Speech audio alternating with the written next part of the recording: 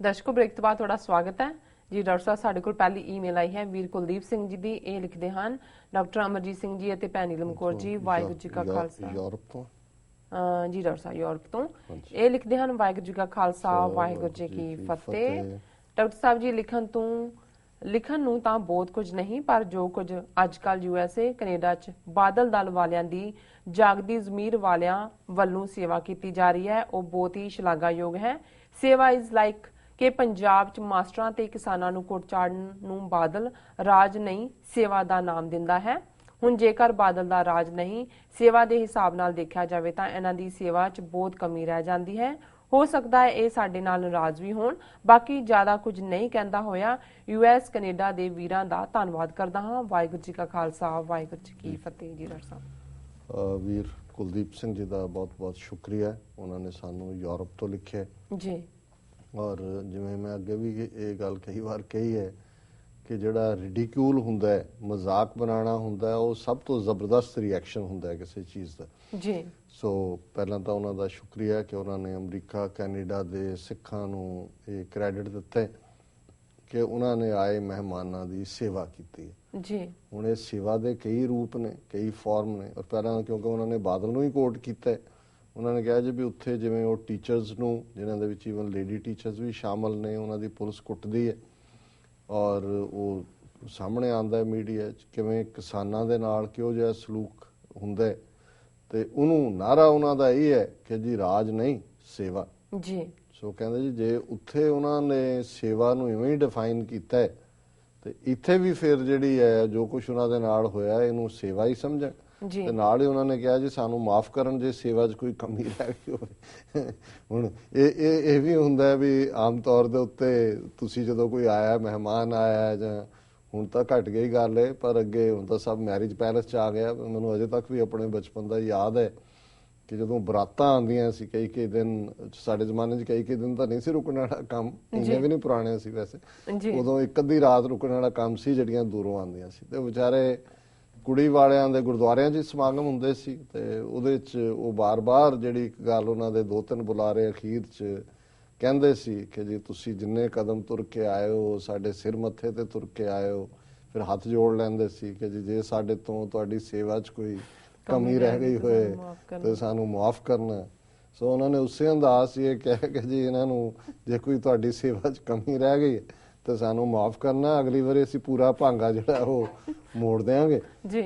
ਬਾਕੀ ਮੈਂ ਸਮਝਦਾ ਵੀ ਇਹ ਜਿਹੜਾ ਬਾਦਲਾਂ ਦੀ ਕੱਲੀ ਗੱਲ ਸੇਵਾ ਤੱਕ ਨਹੀਂ, ਉਹਦੇ ਹੁਣ ਜਿਹੜੇ ਰਿਐਕਸ਼ਨ ਜਾ ਰਹੇ ਨੇ ਔਰ ਜਿਸ ਤਰੀਕੇ ਦੇ ਨਾਲ ਕੁੱਲ ਮਿਲਾ ਕੇ ਇਹਨਾਂ ਦਾ ਜਲੂਸ ਨਿਕਲ ਰਿਹਾ ਹੈ। ਕੈਨੇਡਾ ਦੇ ਡਿਫੈਂਸ ਮਿਨਿਸਟਰ ਦੀ ਗੱਲ ਅਸੀਂ ਕੱਲ ਕੀਤੀ ਸੀ, ਅੱਜ ਵੀ ਜਿਹੜੀ ਹੈ ਪ੍ਰੈਸ ਕਾਨਫਰੰਸ, ਔਰ ਉਹਦੇ 'ਚ ਉਹਨੇ ਬੜਾ ਕਲੀਅਰਲੀ ਉਹਨਾਂ ਨੂੰ ਫੇਰ ਕਿਹਾ ਕਿ ਤੁਸੀਂ ਜੇ ਐਜ਼ ਏ ਟੂਰਿਸਟ ਆਉਂਦੇ ਹੋ ਤੇ ਇੱਥੇ ਆਪਣਾ ਟੂਰਿਜ਼ਮ ਵਾਲਾ ਹੀ ਆਪਣੇ ਰਿਸ਼ਤੇਦਾਰਾਂ ਦੂਜਿਆਂ ਕੋਲ ਹੀ ਰਹੋ, ਉਹਨਾਂ ਨੂੰ ਜਿਹੜਾ ਕਰੋ। ਔਰ ਅਸੀਂ ਤੁਹਾਡੀ ਧਰਤੀ ਤੇ ਜਾ ਕੇ ਅਸੀਂ ਨਹੀਂ ਕਰਦੇ ਕਿ ਵੀ ਉੱਥੇ ਅਸੀਂ ਕੋਈ ਸ਼ਰਾਰਤ ਕਰੀਏ। ਔਰ ਮੈਂ ਜੇ ਸਾਡੇ ਟੈਕਨੀਕਲ ਟੀਮ ਵਾਲੇ ਉਸ ਵੀਡੀਓ ਨੂੰ ਕੱਢ ਸਕਦੇ ਨੇ ਜਿਹੜੀ ਕੁਝ ਸੈਕਿੰਡ ਦੀ ਹੈਗੀ ਹੈ ਜੀ ਡਿਫੈਂਸ ਮਿਨਿਸਟਰ ਦੀ, ਤਾਂ ਉਹਨਾਂ ਨੂੰ ਦਿਖਾ ਵੀ ਦਿੰਨੇ ਜੀ। ਡਾਕਟਰ ਸਾਹਿਬ 1 ਮਿੰਟ ਬਾਅਦ ਦਿਖਾ ਦਿੰਦੇ ਹਾਂ, ਠੀਕ ਹੈ ਜੀ। ਔਰ ਉਹਦੇ 'ਚ ਹੀ ਅਸੀਂ ਦੇਖ ਰਹੇ ਸੀ ਜਦੋਂ ਹੀ ਮੈਂ ਬ੍ਰੇਕ ਵੇਲੇ ਦੇਖਿਆ ਕਿ ਸ਼੍ਰੋਮਣੀ ਅਕਾਲੀ ਦਲ ਅੰਮ੍ਰਿਤਸਰ ਦੇ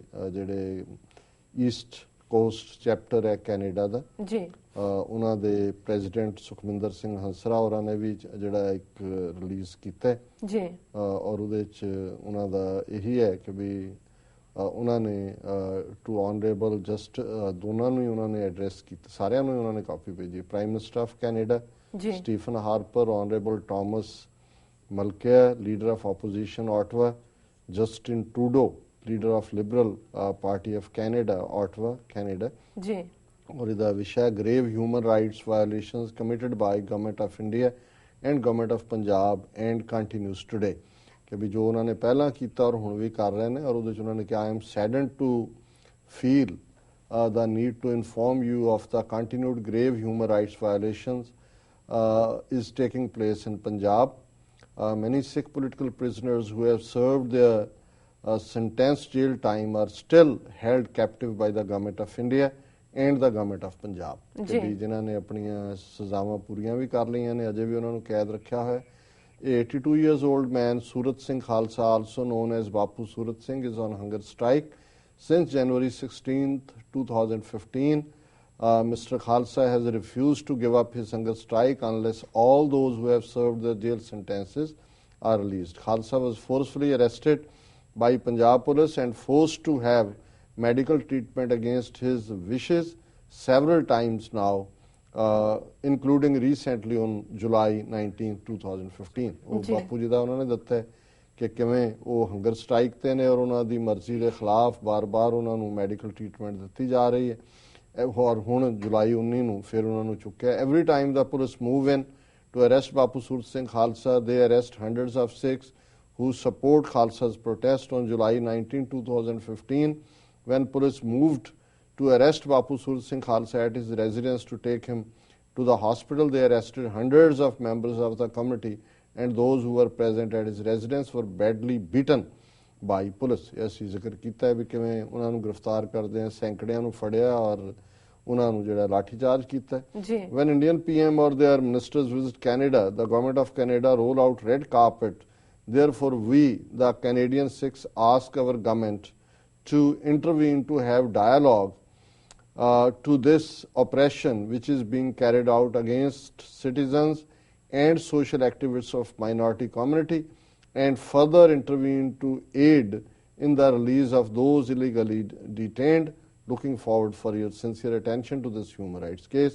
ਉਹਨਾਂ ਨੇ ਕਿਹਾ ਜੀ ਇੱਥੇ ਜਦੋਂ ਆਉਂਦੇ ਨੇ ਇੰਡੀਆ ਵਾਲੇ ਤੇ ਤੁਸੀਂ ਉਹਨਾਂ ਦੀ ਜਿਹੜੀ ਹੈ ਸ਼ਾਨਾ ਉਹਨਾਂ ਦਾ ਸਵਾਗਤ ਕਰਦੇ ਹੋ ਔਰ ਉਹਨਾਂ ਦੇ ਉੱਤੇ ਪ੍ਰਵੇਲ ਕਰੋ ਕਿ ਭਾਈ ਇਸ ਜਿਹੜੀ ਸਰਕਾਰੀ ਜ਼ਬਰ ਹੈ ਉਸ ਦੇ ਉੱਤੇ ਗੱਲਬਾਤ ਕਰੋ ਔਰ ਇਹ ਜਿਹੜਾ ਜ਼ਬਰ ਮਾਈਨੋਰਟੀਜ਼ ਦੇ ਉੱਤੇ, ਆਪਣੇ ਸਿਟੀਜ਼ਨਸ ਦੇ ਉੱਤੇ, ਸਮਾਜਿਕ ਜਿਹੜੇ ਐਕਟਿਵਿਸਟ ਨੇ ਉਹਨਾਂ ਦੇ ਉੱਤੇ ਕਰ ਰਹੇ ਨੇ ਔਰ ਇੰਟਰਵੀਨ ਕਰੋ, ਦਖਲਅੰਦਾਜ਼ੀ ਕਰੋ ਤਾਂ ਕਿ ਜਿਨ੍ਹਾਂ ਨੂੰ ਗੈਰ ਕਾਨੂੰਨੀ ਤਰੀਕੇ ਦੇ ਨਾਲ ਜਿਹੜਾ ਹਿਰਾਸਤ ਵਿੱਚ ਰੱਖਿਆ ਹੋਇਆ, ਬੰਦੀ 'ਚ ਰੱਖਿਆ, ਉਹਨਾਂ ਦੀ ਰਿਹਾਈ ਸੰਭਵ ਹੋਏ। ਸੋ ਅਸੀਂ ਇਹ ਵੀ ਸ਼ੇਅਰ ਕਰਨ 'ਚ ਖੁਸ਼ੀ ਲੈ ਰਹੇ ਹਾਂ ਕਿ ਉਹਨਾਂ ਨੇ ਬੜਾ ਢੁਕਵੇਂ ਟਾਈਮ ਦੇ ਉੱਤੇ ਲਿਖਿਆ ਔਰ ਹੁਣ ਅਸੀਂ ਕਵਾਂਗੇ ਆਪਣੀ ਟੈਕਨੀਕਲ ਟੀਮ ਨੂੰ ਕਿ ਡਿਫੈਂਸ ਮਿਨਿਸਟਰ ਦਾ ਜਿਹੜਾ ਕਮੈਂਟ ਹੈ ਲਗਭਗ 1 ਮਿੰਟ ਦਾ ਪ੍ਰੈਸ ਕਾਨਫਰੰਸ ਉਹ ਦਿਖਾਉਣ। Somewhat inappropriate with foreign politicians coming in and engaging openly in foreign politics on Canadian soil. When Minister Uppal and I go to India, we go and talk about bilateral issues. We talk about trade, we talk about immigration, we talk about cultural exchanges. We don't go to India and not meet with ministers of the Indian government, but only meet with Canadian citizens in India and tell them who to vote for. We don't think that's appropriate. So we would encourage foreign visitors, if they are politicians, to come here on either private visits or to promote bilateral relations, but not to get overly mixed up into their own country's domestic politics on Canadians. Make just a political comment from my perspective. I think there is Defense Minister ਦੇ ਨਾਲ team ਉੱਪਰ ਵੀ ਬੈਠਾ ਹੈ, ਉਹਨਾਂ ਦੀ party ਦਾ MP minister ਵੀ ਹੈ। ਇਹ ਵੀ ਜਦੋਂ ਉੱਥੇ ਸੋ ਕਾਲਡ NRI ਕਾਨਫਰੰਸ ਆ ਬਾਦਲ ਕਰਵਾਉਂਦਾ ਹੈ, ਸਭ ਤੋਂ ਮੂਰਲੀ ਸੀਟ ਤੇ ਬੈਠਾ ਹੁੰਦਾ ਜੀ ਔਰ ਹੁਣ ਇਹ ਦੇਖ ਲੈਣ ਕਿ ਵੀ ਉਹਨਾਂ ਅਕਾਲੀਆਂ ਦੀ ਕੀ ਕਾਰਗੁਜ਼ਾਰੀ ਹੈ। ਤੇ ਹੁਣ ਅਕਤੂਬਰ ਦੀਆਂ ਚੋਣਾਂ ਆ ਗਈਆਂ, ਹੁਣ ਇਹਨਾਂ ਦੀ ਪਾਰਟੀ ਵੀ ਜਿਹੜੀ ਹੈ ਕੰਜ਼ਰਵੇਟਿਵ, ਚਲੋ ਭਾਵੇਂ ਸਿਆਸੀ ਤੌਰ ਤੇ ਸਹੀ, ਪਰ ਇਹਨਾਂ ਨੂੰ ਵੀ ਪਤਾ ਲੱਗ ਗਿਆ ਵੀ ਕਿਸ ਕਿਸਮ ਦੇ ਸਿਸਟਮ ਦੇ ਨਾਲ ਸਿੱਖਾਂ ਦਾ ਵਾਹ ਪਿਆ ਹੋਇਆ ਹੈ ਔਰ ਸਿੱਖਾਂ ਦੇ ਨਾਲ ਉੱਥੇ ਕੀ ਕਰ ਰਹੇ ਨੇ। ਸੋ ਚੰਗੀ ਗੱਲ ਹੈ ਵੀ ਇਹ ਜਿਹੜੀ warning Canadian sitting defence minister ਤੋਂ ਆਈ ਹੈ ਕਿ ਭਾਈ ਆਉਂਦੇ ਹੋ ਤੇ ਆਪਣਾ ਕੰਮ ਕਰੋ, ਇੱਥੇ ਆ ਕੇ ਇੰਟਰਫੀਅਰ ਨਾ ਕਰੋ ਲੋਕਾਂ ਦੀਆਂ ਜ਼ਿੰਦਗੀਆਂ 'ਚ ਔਰ ਤੁਸੀਂ ਜਿਹੜਾ ਆਪਣਾ ਇਹਨੂੰ ਕਹਿੰਦੇ ਮਾਈਂਡ ਯੋਰ ਓਨ ਬਿਜ਼ਨਸ। ਇਹ ਅੰਗਰੇਜ਼ੀ 'ਚ ਕਹਿੰਦੇ ਵੈਸੇ ਮਾਈਂਡ ਯੋਰ ਓਨ। ਜੀ ਡਾਕਟਰ ਸਾਹਿਬ, ਇਸ ਨਾਲ ਨੇ ਬ੍ਰੇਕ। ਵਿਊਅਰਸ ਤੁਸੀਂ ਸਾਡੇ ਨਾਲ ਇਸ ਤਰ੍ਹਾਂ ਬਣੇ ਰਹੋ, ਮਿਲਦੇ ਹਾਂ ਛੋਟੇ ਵਕਫੇ ਤੋਂ ਬਾਅਦ।